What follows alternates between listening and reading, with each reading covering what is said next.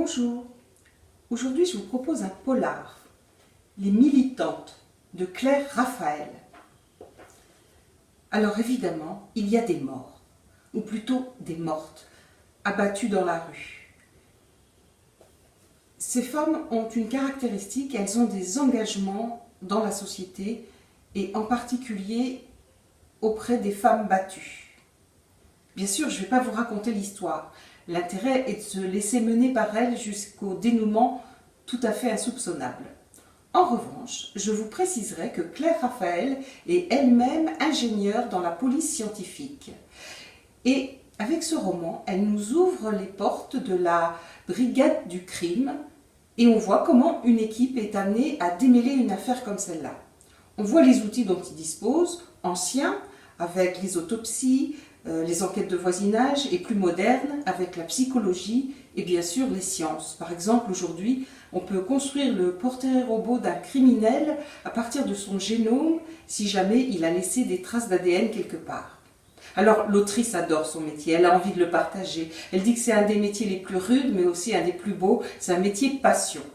En revanche, ce n'est pas un métier d'aventurier.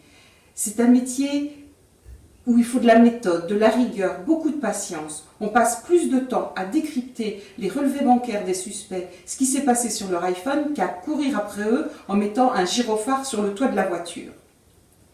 Évidemment, il y a le thème, les femmes battues. On apprend plein de choses sur ce qui les amène là, comment elles s'en sortent.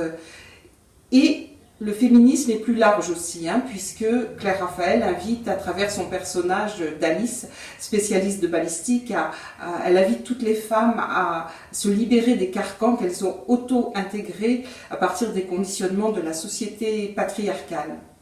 Ce qui est intéressant ici, c'est que rien n'est caricatural, au contraire, c'est fin, c'est subtil. Il y a beaucoup d'analyses très détaillées, très recherchées sur la condition de la femme, mais pas seulement, sur la violence de notre société, sur la façon dont l'autrice considère les suspects, les victimes. Tout ça est très, très subtil et in fine, ça donne beaucoup d'humanité aux propos. C'est la grande qualité de ce texte. Voilà. C'est un premier roman, un polar très réussi, je vous le recommande.